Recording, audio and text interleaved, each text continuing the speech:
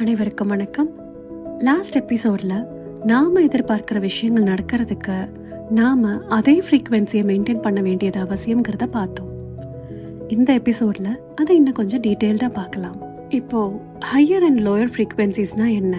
நீங்கள் ஜாலியாக விளையாடிட்டு ஹாப்பியாக இருக்கிறப்போ ஹையர் ஃப்ரீக்குவென்சியில் இருக்கிறீங்க. அதுவே கொஞ்சம் கோபம், கவலை, இரிட்டேஷன் இந்த மாதிரியான எல்லா எமோஷன்ஸுமே லோவர் ஃப்ரீக்குவென்சிஸ் தான். இந்த லோவர் ஃப்ரீக்குவென்சியை எப்படி ஷிஃப்ட் பண்ணுறது, மேனிஃபெஸ்டேஷன் ஆக்சுவலாக என்ன, அது எப்படி ஒர்க் ஆகுது, இதெல்லாம் பற்றி பார்க்குறதுக்கு முன்னாடி நமக்குள்ள லோவர் ஃப்ரீக்குவென்சி எமோஷன்ஸ் எப்படி உருவாகுது, அது எப்படி பிளாக்காக மாறுதுங்கிறத பார்க்கலாம். நமக்கு ஏற்பட்ட எக்ஸ்பீரியன்ஸ், அதில் நம்ம ஃபீல் பண்ணின எமோஷன்ஸ், அதில் எடுத்த முடிவுகள், லெசன்ஸ் இதெல்லாமே நமக்குள்ள சப்கான்ஷியஸாக பதிவாகி இருக்கு. இப்படி நாம் ஃபீட் பண்ணினது தான், செட் பண்ணின டோன் தான் நமக்குள்ள மனசா ரிப்பீட்டடாக பேசிக்கிட்டே இருக்கு. அது பாசிட்டிவாக இருக்கலாம் சில விஷயங்கள்ல, ஆர் நெகட்டிவாக இருக்கலாம் சில விஷயங்கள்ல. அது ஒவ்வொருத்தங்களோட எக்ஸ்பீரியன்ஸை பொறுத்து மாறும். இது எப்படின்னு ஒரு உதாரணத்தோட புரிஞ்சுக்கலாம். சின்ன வயசுல ஒரு பொண்ணுக்கு அவங்க ஸ்கூல் சார் சுருட்ட முடியல, டார்க் ஸ்கின்னா இருக்கிறவங்க ஹோம்ஒர்க் பண்ணலைன்னா அந்த பொண்ணை ஸ்கேலால அடிச்சிடுறாங்க. அதனால அந்த பொண்ணு ரொம்ப ஹர்ட் ஆயிடுறாங்க. அந்த டீச்சரை பார்த்து ரொம்ப பயந்து இருந்தாங்கன்னா அது அவங்க வளர்ந்த அப்புறமும் சுருட்ட முடியல இருக்கிற இல்லைன்னா டார்க் ஸ்கின்னா இருக்கிற ஆண்களை பார்த்து பயம் வரும், இல்லை வெறுப்பு வரும். இப்போ ஒரு செகண்ட் உங்க சின்ன வயசு அனுபவங்களை நீங்க ரிலேட் பண்ணி பார்த்துக்கோங்க.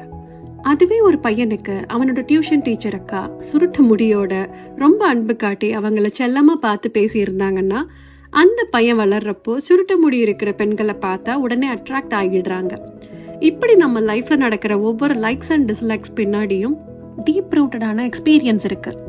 அது இந்த லைஃப்ல இருந்து மட்டும் இல்லைங்க, பாஸ்ட் லைஃப்ல இருந்தும் கேரி ஃபார்வர்ட் ஆகிட்டு இருக்கு. அதைத்தான் நம்ம ப்ளூ பிரிண்ட் அப்படின்னு சொல்றோம்.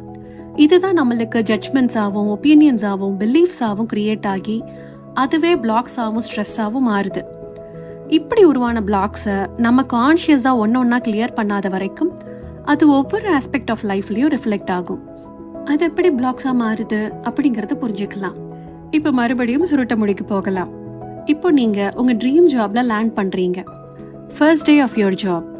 உங்களை உங்க மேனேஜர் கிட்ட இன்ட்ரடியூஸ் பண்ண கூட்டிட்டு போறாங்க. அங்க பார்த்தா சுருட்ட முடியல உங்க டிஎல்.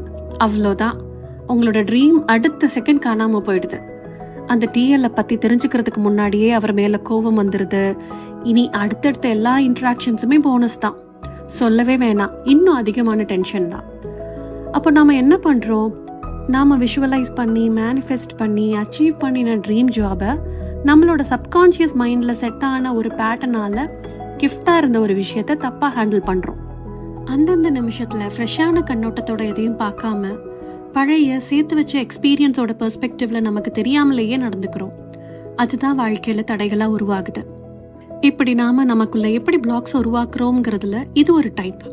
இந்த நாலேஜோட லைஃப் அப்ரோச் பண்ணினாலே நிறைய விஷயங்கள்ல நமக்கு கிளாரிட்டி கிடைக்கும். இதை கிளியர் பண்ணலாமா? எஸ், பண்ண முடியும். அதுக்கு கஷ்டப்படலாம் வேண்டாம். அதுக்கும் சில புரிதல்கள் இருந்தா போதும். இந்த கிரியேஷனோட பியூட்டியை புரிஞ்சுக்கிட்டாலே போதும்.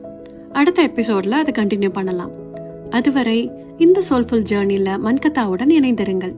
டடா.